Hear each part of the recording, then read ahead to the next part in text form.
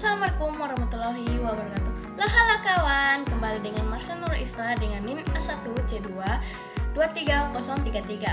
Saya mendapatkan tugas video berupa IVA, sadari, penyuluhan alat injeksi KB. Pertama-tama saya akan menjelaskan apa itu IVA.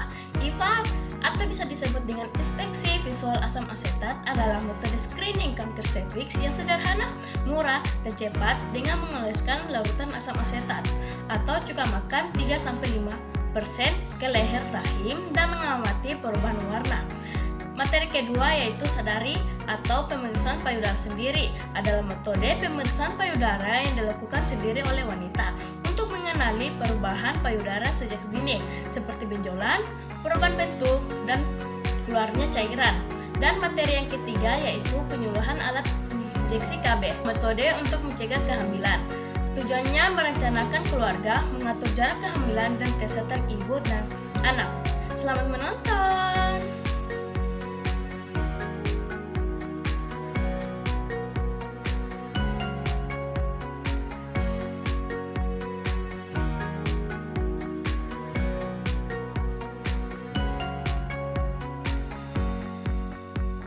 Pertama-tama, persiapan lingkungan menjaga privasi pasien dengan menutup sampiran.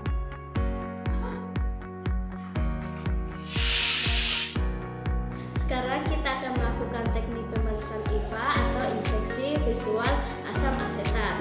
Setelah kita meminta pasien untuk mengkosongkan kandung PB-nya, kemudian pasien kita posisikan berada posisi ikotomi. Kita akan memakai celemek.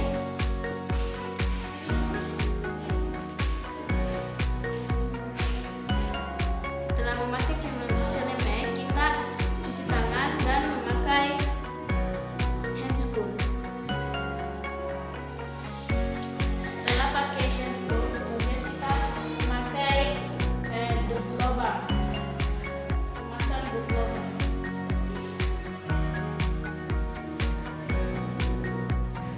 Setelah pemasangan dus lubang, kita akan membersihkan vaginanya.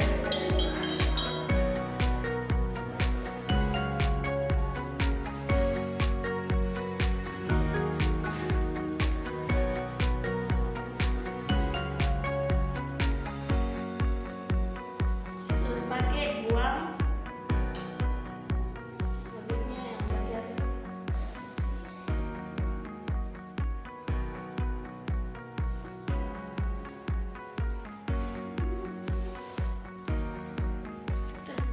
setelah dibersihkan, kita akan memasakkan spekulum atau cucur bedek secara vertikal.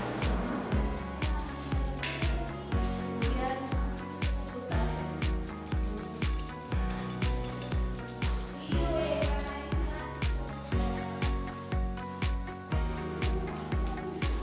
Setelah terpasangnya cucur bebek atau spekulum, kita akan mengambil cotton swab.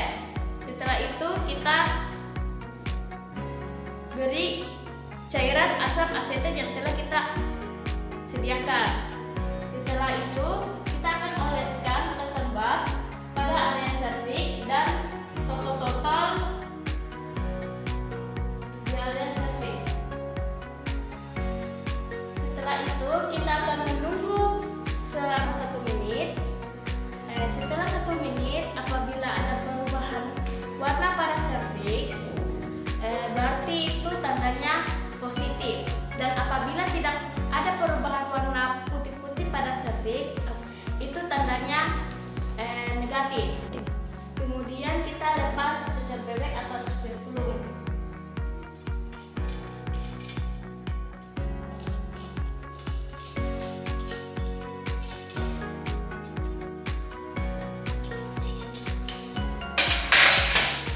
Setelah kita lepas spekulum, hasil kita akan sampaikan bahwa pemeriksaan sudah selesai dan bisa kembali ke tempat.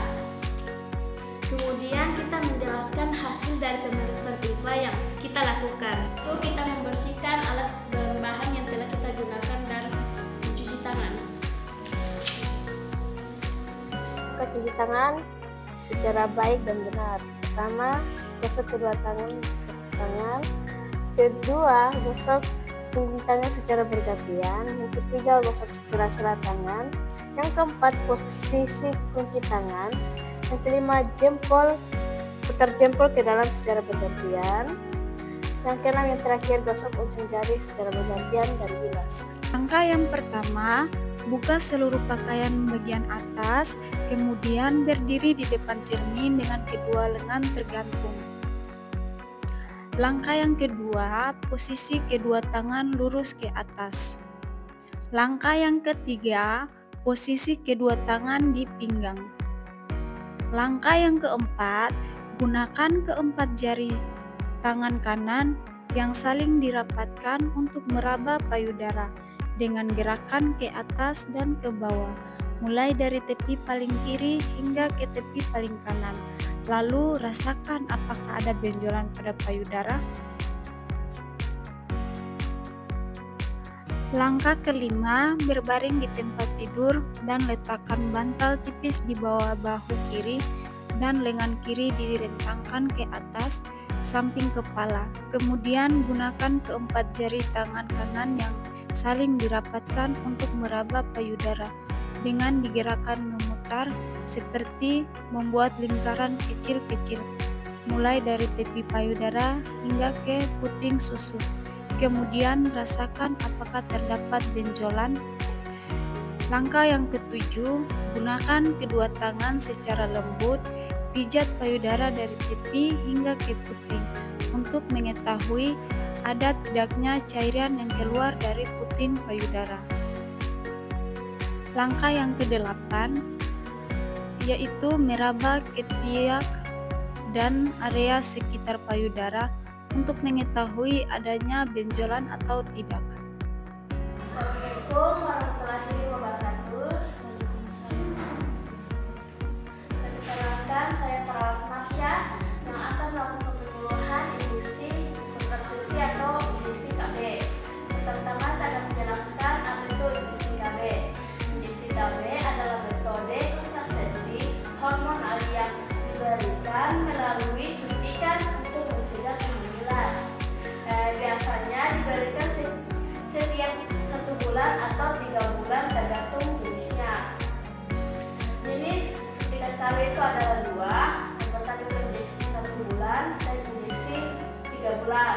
Yang injeksi 1 bulan itu ada kombinasi hormon estrogen dan progesteron, dan injeksi 3 bulan hanya mengandung hormon progesteron.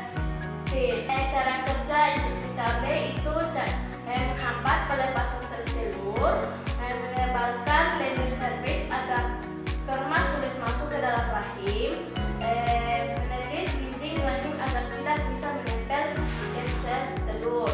Keuntungan injeksi KB itu ada gratis, cukup 1 bulan atau 3 bulan sekali, tidak mengganggu hubungan seksual, mencegah kehamilan kurang lebih 90% jika tepat waktu. Sampingnya itu adalah perubahan pola haid. Yang pertama bisa itu berhenti, tidak teratur, dan atau pendarahan ringan. Yang kedua itu penambahan berat badan. Yang ketiga perubahan mood atau suasana hati. Yang keempat itu nyeri pada waktu seminggu sekali, hari minggu begitu. Lalu kapan kita harus suntik KB ulang? Itu ada yang injeksi 1 bulan itu sekitar waktu 28 sampai 30 hari. Dalam 1 bulan itu 1 kali suntik. Yang kedua itu 3 bulan sekitar 90 hari atau 12 minggu. Harus tepat waktu ya Bu, tepat waktu dan jadwalnya ya Bu. Terima kasih apa yang